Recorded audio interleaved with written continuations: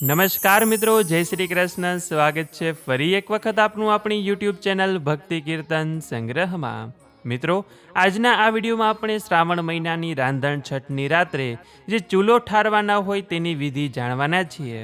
યોગ્ય અને સાચી વિધિથી જો ચૂલો ઠારવાની પૂજા કરવામાં આવે છે તો કહેવાય છે કે શીતળામાના આશીર્વાદ અવશ્ય મળે છે. તો આજના આ વિડીયોમાં આપણે સ્ટેપ બાય સ્ટેપ આ પૂજા વિધિ જોઈશું, જાણીશું અને સમજીશું તથા પૂજા કરી લીધા પછી શીતળામા પાસે કેવી રીતે ક્ષમા યાચના પ્રાર્થના કરવી એ પણ જાણીશું. તો અંત સુધી મારી સાથે જોડાયેલા રહેજો.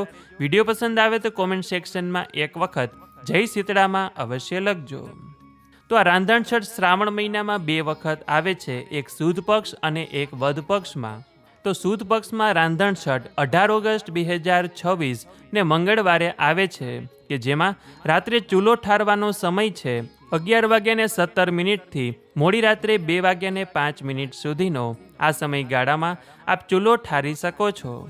અને જે લોકો વદ પક્ષની રાંધણછઠને રાત્રે ચૂલો ઠારતા હોય તે લોકોએ 2 સપ્ટેમ્બર 2026 ને બુધવારે રાત્રે ચૂલો ઠારવાનો રહેશે કે જેનો સમય છે રાત્રે 8:18 થી મોડી રાત્રે 12:37 સુધીનો. આ સમયગાળામાં ચૂલો ઠારવાનો રહેશે. તો હવે આ પૂજા વિધિમાં કઈ કઈ સામગ્રીની જરૂર પડશે તે આપણે જાણી લઈએ. તો આ શીતળા માતાનું પૂજન હોવાથી આપણે આ પૂજામાં તેમનો ફોટો લઈશું. જો ફોટો ન હોય તો પણ ચાલે, માત્ર ચૂલાનું પૂજન પણ કરી શકાય છે કે જેમાં આપણે નિત્ય રસોઈ બનાવતા હોય.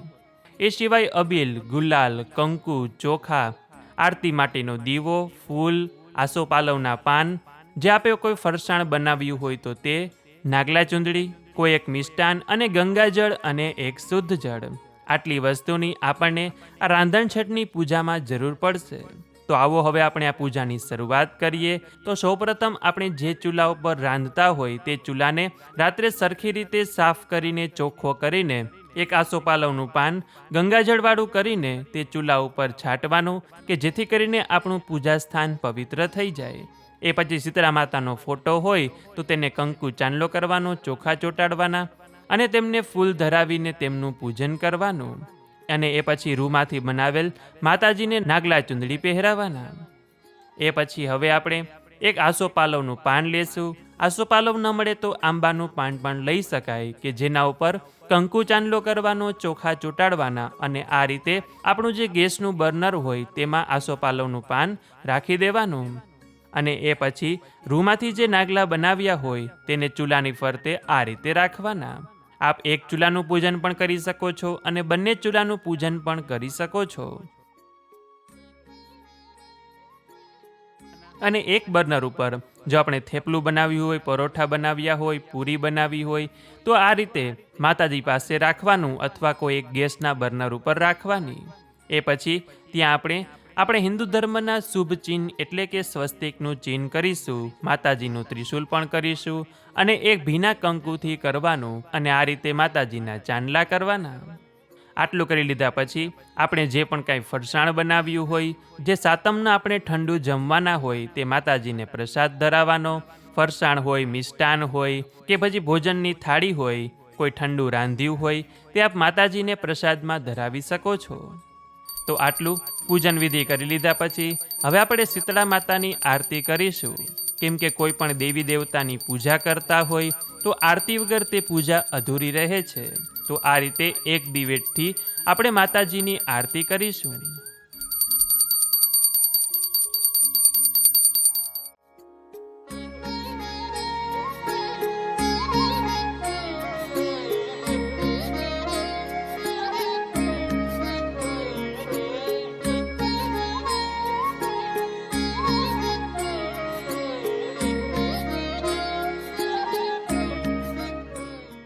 આરતી કરી લીધા પછી માતાજી સમક્ષ 2 હાથ જોડીને પ્રાર્થના કરવાની કે હે શીતળા માતા, તમે સમગ્ર જગતના માતા છો.